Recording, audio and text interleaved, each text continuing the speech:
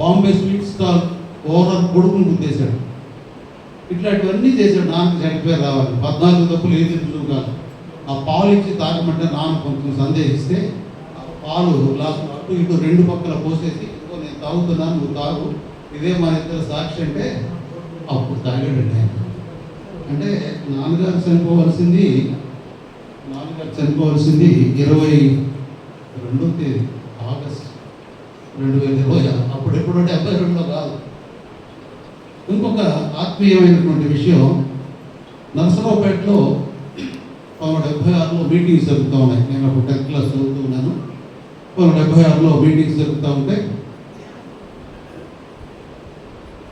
గోవా నుండి C John గారు ఇంగ్లీష్లో వర్తమానం అందించడానికి వస్తారు. ఆయనకు తర్జుమా చేయడానికి మంచి వాయిస్ ఉంటుంది. ఇందాక చెప్పారు కదా, మైక్ లేకపోయినా పర్వాలేదని. అవును, మైక్ లేకపోయినా పర్వాలేదు, అందుకని ఆయన పిలిస్తే బాగుంటుంది. మంచి భాష, చక్కని గుంటూరు ఒంగోలు మంచి తెలుగు మాట్లాడతారు, యాస గీసే ఉండదు అని చెప్పి నరసరావుపేట వాళ్ళు అడిగారు. అడిగితే వస్తానని చెప్పారు 1 నెల రోజుల ముందుగా. కరెక్ట్గా ఆ మీటింగ్స్ ముందుగా 1 వారం ముందు నాన్నకి జాండీస్ వచ్చింది. వస్తే నాన్న మీటింగ్స్కి వెళ్ళలేకపోయారు. మొళ్ళమూరు దేవసాయం గారు, తర్వాత నీలవరం గారి కుమారుడు జోసెఫ్ గారు వాళ్ళు ఆ ఖాళీని భర్తీ చేశారు. వాళ్ళు కానీ అసంతృప్తితో ఉన్నారు వాళ్ళు. అలా నాన్నగారు బాగా వీక్ అయిపోయారు. ఒక గడ్డ ఉన్న ఫోటో ఉంటుంది ఒకటి నాన్నగారిది, అది అప్పుడు తీసింది. కావాలని తగ్గిపోయిన తర్వాత ఆ జాండీస్ తగ్గినాక స్టూడియోకి వెళ్ళి తీసుకొని వచ్చారు. అప్పుడు ఆ జాండీస్ వచ్చినప్పుడు చనిపోతాడేమో అని అనుకున్నారట. మాకైతే మేము చిన్నవాళ్ళని తెలియదు. ఆ సీరియస్నెస్ చనిపోతాడేమో అని అనిపించిందట నాన్నగారికి. అనిపిస్తే ఆ మీటింగ్స్ అయిపోయిన తర్వాత మా మామయ్య దేవదాస్ గారు ఆయన ఇంటికి వచ్చాడు చూడడానికి. అంటే నేను మామయ్య గారి దగ్గర ఉండేవాడిని. 1967 నుంచి నేను అక్కడ ఉన్నాను. అంటే నేను నాన్నగారితో కాలం ఒక 5 సంవత్సరాలు. ఇందాకే సోదరులు ఎవరో వెల్దుర్తి కోటేశ్వరరావు గారు అని చెప్పారు. వాస్తవమే, కర్నూలులో అప్పుడు వెల్దుర్తి కోటేశ్వరరావు అనేవాడు. ఆ వెల్దుర్తి నుంచి నేను 1967లో అద్దెకి వెళ్ళడం, అక్కడ ఉండడం. అందుకని నేను అక్కడ ఉన్నాను కాబట్టి నాన్నోళ్ళ ఇంటికి వచ్చాను. నాన్నోళ్ళ ఇల్లు వేరే, మా ఇల్లు వేరే. ఇక్కడికి వచ్చాను నేను. వస్తే మామయ్యతో పాటు వస్తే మాట్లాడుతూ ఉన్నారు. నాన్న మామయ్య కూర్చొని మాట్లాడుకుంటున్నారు. ఓ మాట అన్నారు నాన్న దేవదాస్ గారితో, నేను ప్రత్యక్ష సాక్షి, ఐ అండ్ ఇయర్ విట్నెస్. ఏంట్రా అదేమి కొడుతున్నావు అని దేవదాస్ గారు అంటే, బావయ్య బళ్ళారి ప్రాంతం సేవకు వెళ్ళాలని మేదరమెట్లో లిల్లీ దొర గారి ఆధ్వర్యంలో ఒక చిన్న మీటింగ్ జరిగింది. వెళ్ళాలనుకుంటున్నాం, నాకు ఇలా అయింది. ఒకవేళ ఇక్కడికి నేను చనిపోతే బావయ్య నా సమాధి పళ్ళంతా చేయనన్నారు. అంటే నాకు అక్కడ ఏం చేయలేకపోయినా నిర్ణయం అయిపోయింది, అది అలాగే నెరవేరాలి. కాబట్టి నన్ను చనిపోతే బళ్ళారి తీసుకెళ్ళి సమాధి చేయండి. ఇప్పుడు 76లో కాదు, 2026. That's the God's plan. కాబట్టి దేవుడు తన బిడ్డలను అలాగూ కొనసాగిస్తాడు. ఒకసారి జి రాజారావు గారు, పాకాని తిమ్మసముద్రం వారు, చంద్రశేఖర్ గారు, చీరాల సేవకులు, వీళ్ళిద్దరూ ఇక్కడ ఎక్కడో మీటింగ్ కింద వచ్చారు. మన ప్రాంతం వాడు, మరి అద్దంకిలో నుంచి వచ్చాడు కోటేశ్వరరావు, మనం చూద్దామని చెప్పి వీళ్ళిద్దరూ వచ్చారు. హెన్రీ గారి దగ్గరికి వస్తే అడ్రస్ చెప్తే డేవిడ్ నుంచి పంపించారు. వచ్చారు ఇంటి దగ్గరికి. అప్పుడు పూరి పాకలా ఉండేది. వాళ్ళు ఏమనుకున్నారు, అద్దంకి నుంచి ఇక్కడికి వచ్చారంటే ఏదో 2 అంతస్తులలో 3 అంతస్తులలో ఉంటారు అనుకున్నారు. చిన్న పూరి పాక పట్టణంలో నుంచి చలికి తలగొడ్డు కట్టుకొని బయటకు వస్తున్నారు. ఆ వచ్చే ముందు ఆ డేవిడ్ని అడిగారు, హెన్రీ గారి కుమారుడిని అడిగారు, అయ్యా ఎవరిని చూపిస్తున్నారు, ఎవరింటికి తీసుకొచ్చారు మీరు? అద్దంకి నుంచి వచ్చారే దేవుడి సేవ కోసం కోటేశ్వరరావు, ఆయన ఇల్లు అండి. అవునండి, అదే ఆయన ఇల్లు అంటే వాళ్ళు ఏదో పెద్ద ఊహించుకున్నారు. నాన్న బయటికి రాగానే వాళ్ళిద్దరు వచ్చి నాన్న వాటేసుకొని ఏడ్చన్న మాటలు ఏంటంటే, మన ప్రాంతాల్లో సేవకులుగా ఉన్నవారు ఇట్లెవరు లేరన్నా, ఇట్లెవరు లేరు, ఎందుకు ఇక్కడ మీరు వచ్చేయండి అన్న మన ప్రాంతం అని అన్నారట. నాన్నగారు చెప్పారు, ఇక్కడ నేను ఇల్లు సంపాదించుకోవడానికి ఏదేదో సంపాదించుకోవడానికి రాలేదు రాజారావు గారు, చంద్రశేఖర్ గారు. ఆత్మల సంపాదన, సంఘాలను ఏర్పాటు చేయడానికి లేదు, వచ్చారు ఇక్కడ అని చెప్పారు. అలా అనేక మంది అనేక ఆలోచనలు. తర్వాత శారీరకంగా నాకు మా నాన్నగారు జన్మనిచ్చిన తండ్రి, అదే సమయంలో నా ఆత్మీయ తండ్రి కూడా. వాళ్ళు 76లో ఎగ్జామ్స్ అయిపోయాయి. రేపు బైబిల్ తీసుకొని రాదా అన్నారు. ఏదో మూడింది నాకు అనుకున్నాను. గొప్ప రక్షణ దొరికింది. అప్పుడు దాకా నటిస్తూ ఉన్నా. సినిమా భాషలో చెప్పాలంటే లోపల ఒక యాక్టింగ్, బయట విశ్వాసులు కూడా చేస్తున్నారు, సేవకులు కూడా చేస్తున్నారు. వాళ్ళ గురించి నేను మాట్లాడలేదు, కానీ డబుల్ యాక్షన్ అన్నమాట. అట్లుండేది. మందిరంలో పాటలు, వాయిద్యాలు. దేవదాస్ గారు చేపలు వేయమంటే చేపలు వేసేవాడు, గంట కొట్టుకుంటే అప్పుడు గంటలు ఉండేవి, మైకులు లేవు, గంట కొట్టేవాడు, అన్నీ చేసేవాడు. కానీ బయటకు వెళ్ళిన తర్వాత నా పరిస్థితులు వేరు. మా నాన్నగారికి ఎప్పుడప్పుడు బళ్ళారి నుంచి వచ్చినప్పుడు ఎవరో చెప్పారు, అక్కడ ఇక్కడ బయట పరిచయం ఉన్నటువంటి వాళ్ళు చెప్పారు, అందుకని బైబిల్ తీసుకొని రారా అన్నారు. ఒకటే మాట చదివించారు, మనము పాపం లేని వారు అని కనుక చెప్పుకోగలిగితే దేవుడిని అబద్ధికుడిగా. అప్పటి వరకు ఎన్ని ప్రసంగాలు విన్నాను నేను, ఎంతమంది దైవజనులు, టీజే శామ్యూల్ గారు, జస్టిస్ శామ్యూల్ గారు, తర్వాత అంతకుముందు ఉన్నటువంటి గొప్ప డేవిడ్స్ గారి, జేఎన్ డేవిడ్స్ గారని, ఏఎల్ గూల్డ్ అని, వీళ్ళందరూ దాదాపు ఒక 25 మంది దొరలు సంతరావుకి రావడం జరిగింది. వీళ్ళందరూ ప్రసంగాలు విన్నాను, కానీ ఆ మాట చదివేటప్పటికి ఎందుకో నాకు భయం వేసింది. వెంటనే మా నాన్నగారి దగ్గర తీర్మానం చేసుకున్నాను. ఇంకొక గొప్ప విశేషం ఏంటంటే, ఆయన దగ్గర దేవుణ్ణి నమ్ముకున్నది, ఆయన ఆత్మీయ కుమారుణ్ణి, శారీరకంగా కుమారుణ్ణి. అయినా అనేక సార్లు ఈ మందిరంలో ఆయన, మా నాన్నగారు, శిశులంకలు, మా శిశులంకలు ఇద్దరు కూర్చొని నన్ను వాక్యం మాట్లాడుతున్నాను. నాన్న ఎప్పుడు బాధపడ్డా, అవసరమే అనుకునేవాడు. అనేక సందర్భాల్లో నాన్న నేను కలిసి కూడా వేదికలు పంచుకున్నటువంటి అనుభవాలు మా మధ్య ఉన్నాయి. అతనికిలో ఒక పెళ్లి, మా మామగారు అధ్యక్షుడు, నేను మ్యారేజ్ రిజిస్ట్రార్, మా నాన్నగారు పెళ్లి ప్రసంగం. గుంటూరులో ఒక వివాహం జరిగింది. నేను అధ్యక్షుడిని, మా నాన్నగారు వివాహ సందేశం, బాపట్ల ఆనందరావు గారు వివాహం చేశారు. ఆ తర్వాత పిసి ప్రసాద్ గారి సంఘంలో ఒకరోజు నైట్ ఊటకొండ నుంచి కారు పంపించారు, మీరు వచ్చాము. ఆ జర్నీ చేశారు ఉదయం ఇక్కడ నుంచి ఊటకొండ నుంచి రాచర్లు వచ్చేటప్పటికి నాకు బాగలేదుగా, నువ్వు మాట్లాడన్నాడు. నేను మాట్లాడలేంటి, పెద్ద స్టేజ్ కోరుకునేవాడు కాదు. 3 సార్లు అడిగితే సరే చూద్దామని అనేవాడు. నేను అన్నాను, మీరు మాట్లాడకపోతే మీరు మాట్లాడొద్దండి, మీటింగ్ క్యాన్సిల్ చేయండి, నన్ను మాట్లాడమంటారేంటి. ఎప్పుడు పిల్లల్ని ప్రోత్సహించాలి అనేది ఎప్పుడు లేదు. బయట వాళ్ళని ప్రోత్సహించేవాడు, మాకు సంతోషం అది, బయట వాళ్ళని. అలాగూ ప్రసాద్ గారు రాగానే నాకు బాగలేదయ్యా అంటే ప్రసాద్ గారు ఒక మాట అన్నారు, అంకుల్ మీరు కొద్దిసేపు మాట్లాడండి, తర్వాత పాలన మాట్లాడు. హలో మాట్లాడడానికి రాలేదని గట్టిగా చెప్పాను. ఇష్టపడినండి, నేను సాధారణంగా ఇష్టపడను, అవసరమైతేనే. ఒక ఆయన అన్నాడు, wear ever God uses we must utilise for his glory అన్నాడు. మంచి దైవజనుడు ప్రేమ్ వసంత్ కుమార్ గారిని, హాసన్ దైవజనుడు.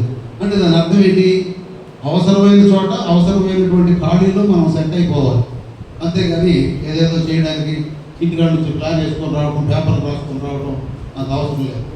కాబట్టి ఇక్కడ ఇంకొక మాట నేను జ్ఞాపకం చేస్తాను. దైవరావుడు స్థానిక సంఘంలో మా పెదనాన్న గారు ఉన్నారు. పెదనాన్న గారు అంటే మా నాన్నగారు, అన్నగారు కాదు. వీళ్ళంతా 4 సింగిల్సేనండి. అత్తయ్య దేవదాస్ గారు ఒకటే, మా అత్తమ్మ హాకిమ గారు ఒక్కతే, మా నాన్నగారు ఒక్కడే ఆ ఇంట్లో, మా అమ్మగారు కూడా ఒక్కళ్ళే. మా పెదనాన్న గారు మనోహరం గారు ఉండేవాడు. ఆయన ఒక మాట అన్నారు, దైవరావు నుంచి మేదరమెట్ట నడిచి వస్తుంటే, శారీరకంగా జైలో నా తమ్ముడే కానీ ఆత్మీయంగా నీ నాన్న అభిమానిస్తానయ్యా. అంటే వాళ్ళు ఉన్నారు కొంతమంది వాళ్ళ పిల్లలు, వాళ్ళ కోసం నేను చెప్పడాల, నా మనసులో ఉన్న మాట అంత మామూలుగా మాట్లాడుకునేవాడు. మా నాన్నగారు ఎంత స్ట్రిక్ట్ అయిందో చాలామంది చెప్పారు. మా పెద్దనాన్నగారు కొంచెం అటు ఇటుగా ఉన్నారట ఆ రోజుల్లో, మొదటి రోజుల్లో. ఏదో అడిగాడు మా నాన్నగారు, అడిగితే ఏదో బ్లఫ్ చేశాడు, చెప్పల.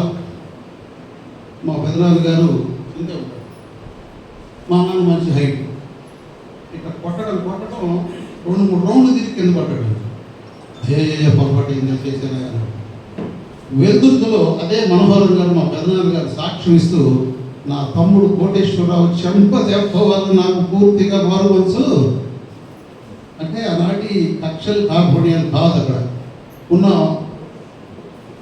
ఉద్దేశాలు దేవుడు మహిమ పొందాలని మాత్రమే వాడు గుర్తు చేసుకునేవాడు. ఇందాక వాడు సైలెన్స్ చెప్తూ అన్నాడు, బయట గుళ్ళు గోపురాల దగ్గర నాయిస్ ఎక్కువ ఉంటుంది, గోలగోల ఉంటుంది, గందరగోళం ఉంటుంది.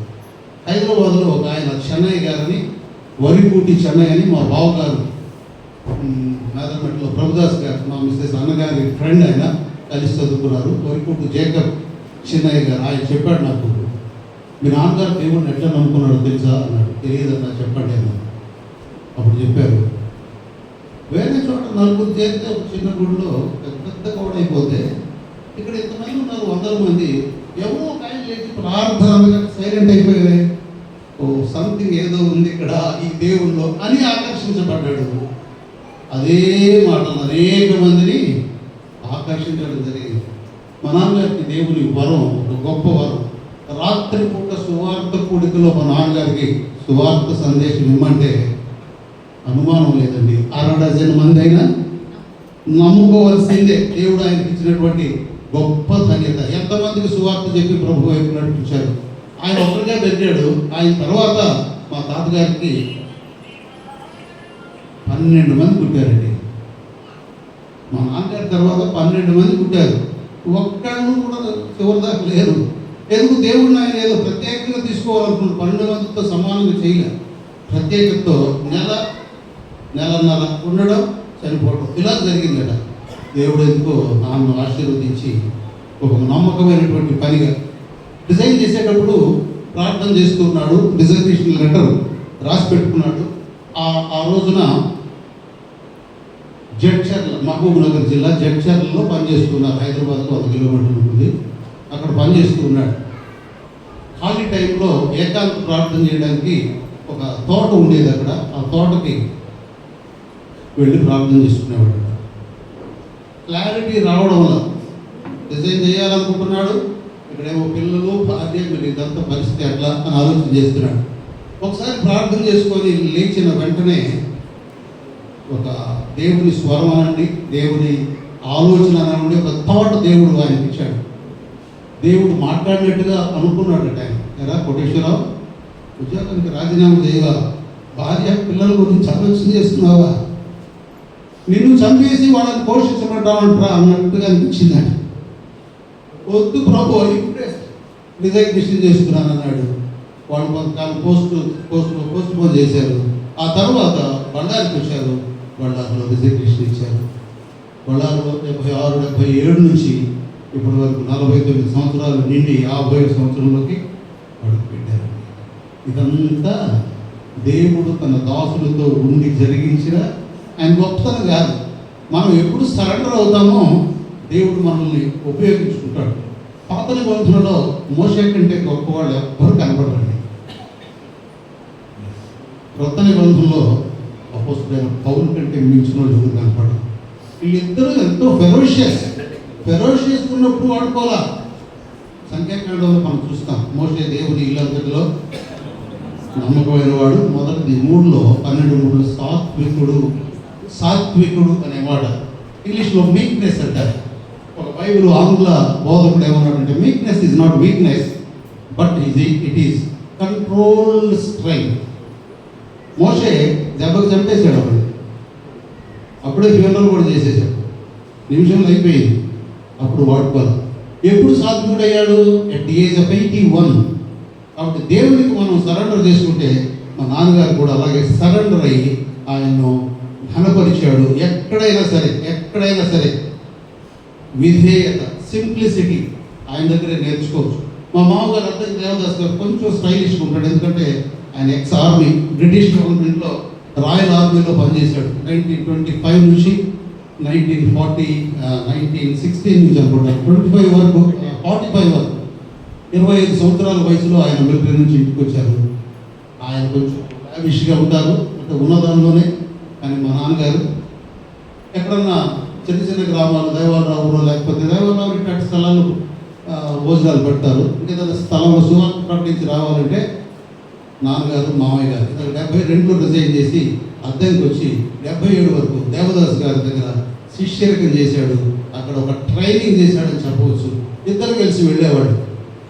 వెళ్ళి వచ్చేటప్పుడు రై రారా ఇక్కడ హోటల్లో తిందామని. ఎందుకు?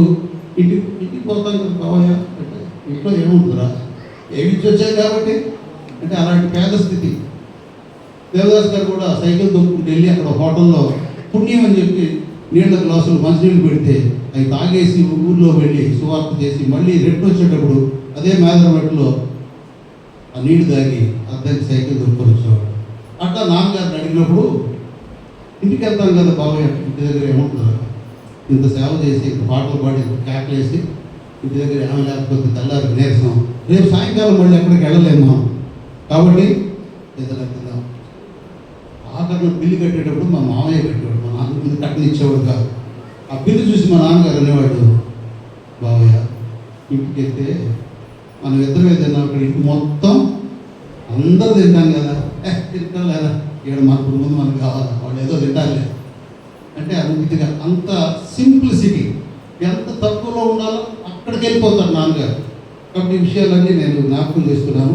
మరి నాకు ఇచ్చినటువంటి ఈ యొక్క వందన సమర్పణ, మరి ఈ సంఘం ఎంతో మా నాన్నగారిని ప్రేమించారు. అంకులు అనేవాళ్ళు ఉన్నారు, తాతయ్య అనేవాళ్ళు ఉన్నారు, చాలా చాలా దగ్గరగా.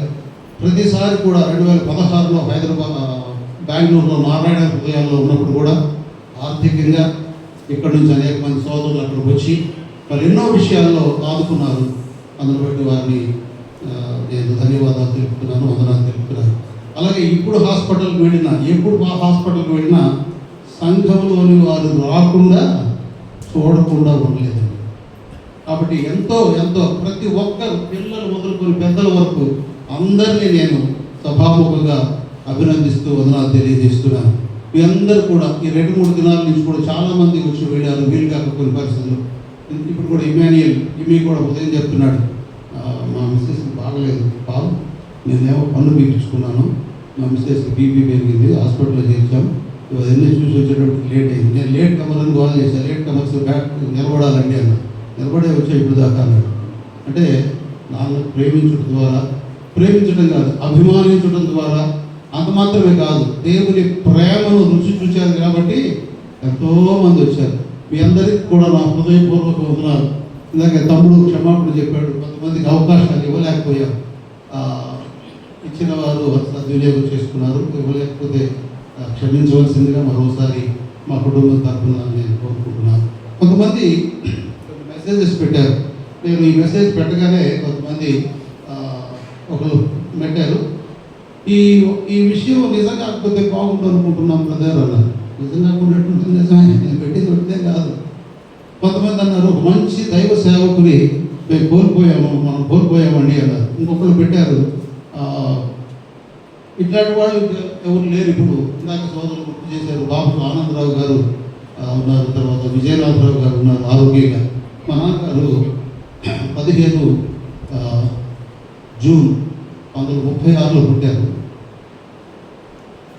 విజయనాథరావు గారు 24 ఏప్రిల్ 87లో 37లో పుట్టారు.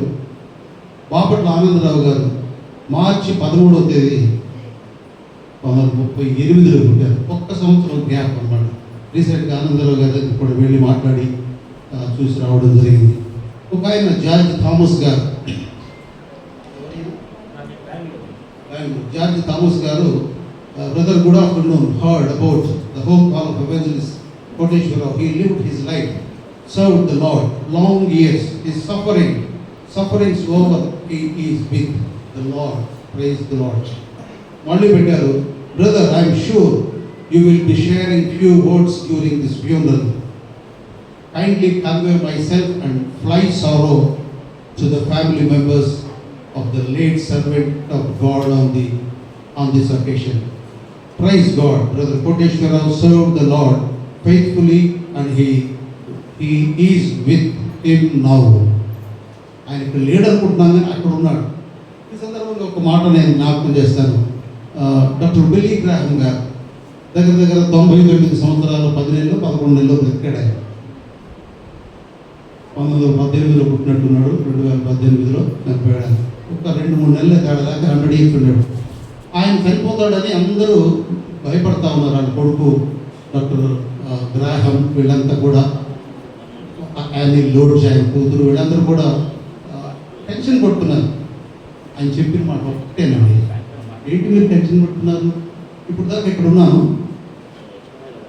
ఇక్కడ లేకపోతే అక్కడ ఉంటాను అన్నాడు. అది ఇల్లు మారినట్టు చెప్పాడు. ఆయన ఊరు మారినట్టు, ఇల్లు మారినట్టు, హౌస్ షిఫ్ట్ చేసినట్టు. ఇప్పుడు దాకా ఇక్కడ ఉన్నాను. అవునండి, మానవ జీవితంలో దేవుని నమ్మిన వారికే ఈ గొప్ప ఆధిక్యత. దాని ఎమ్మెల్యే గారు కూడా చక్కని సందేశం. ఈ ఐస్ బాక్స్ చూస్తే భయం చాలా మందికి. తర్వాత ఫ్లెక్సీ చూసినా కూడా భయం. వస్తా ఉన్న అక్కడ ఇంగ్లీష్ చర్చి దగ్గర ఫ్లెక్సీ వేశారు నాన్నగారు. ఆ ఫ్లెక్సీలోకి రావాలని ఎవరిని అనుకుంటారండి? ఈ బాక్స్లోకి వెళ్తారని ఎవరిని అనుకుంటారు ఇక్కడ ఉన్నవాళ్ళు? కానీ ఫ్లెక్సీలో పెడతాం, బాక్సులో కూడా వెళ్ళే లోపే నువ్వు అక్కడోడుగా ఇక్కడోడుగా నటించడాలు వద్దండి. దేవుని దగ్గర ఏం కావాలంటే యథార్థత కావాలి. అదే యాకోబుని అడిగాడు, ఏం పేరు రా నీదని అడిగాడు. చాలా మంది పేర్లు మార్చి చెప్తున్నారు కదా, గుళ్ళో ఒక పేరు, బళ్ళో ఒక పేరు. ఏం చెప్పాడు? నీ పేరు యాకోబు పేరు తెలియదా? తెలుసు. మరి ఏం చెప్పాడు? అయ్యా నేను యాకోబుని. ఒక్క యాకోబు వ్యక్తిగతంగా పేరు మారింది, ఇశ్రాయేలుగా మారింది. ఇవాళ ఇశ్రాయేలు దేశం ఉంది, లేకపోతే యాకోబు దేశం అయ్యింది. మూడవది ఇశ్రాయేలు జాతి, లేకపోతే యాకోబీయులు అనేవాడు, యాకోబు జాతి అనేవాడు. ఒక్కడి యథార్థత వ్యక్తిగతంగా, వంశపరంగా, జాతిపరంగా, దేశపరంగా ఒకసారి ఆలోచన చేద్దాం. దేవుని దగ్గర యథార్థత చూపిద్దాం, దీవించబడదాం. నాకు ఇచ్చినటువంటి అవకాశాన్ని బట్టి స్థానిక సోదరులకు, సంఘస్థులకు, అధ్యక్షులకు కూడా నా హృదయపూర్వక వందనాలు తెలియజేస్తున్నాను.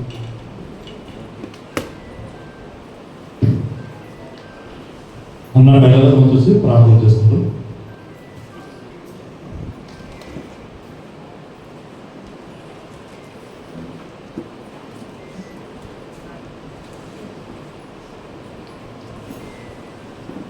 ప్రార్థన చేసుకుంటామండి.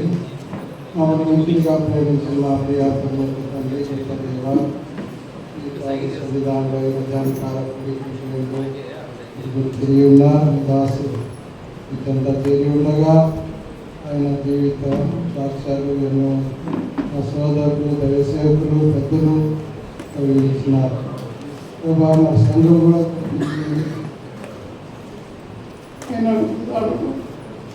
సంఘం నడుచున్నట్టుగా ప్రతి ఒక్కరిని దర్శించండి. ప్రతి ఒక్కరు యథార్థంగా, నమ్మకంగా మీ కొరకు బ్రతుకున్నట్టుగా వచ్చిన ప్రతి ఒక్కరిని ఇట్లా ఎలా చెప్తుండగా దీవించి పంపమని జరగలే ఉన్న ఈ సెమిటరీ కార్యక్రమంలో మీరే తోడుండమని మా ప్రభు అయిన యేసు క్రీస్తు పేరున వేడుకుంటున్నాము తండ్రి, ఆమేన్. దయచేసి వచ్చిన మీ అందరికీ వందనములు చేస్తున్నా. పైన భోజనం సిద్ధంగా ఉన్నాయి, భోజనం చేసుకోవాల్సిందిగా మనం చేసుకుంటున్నా.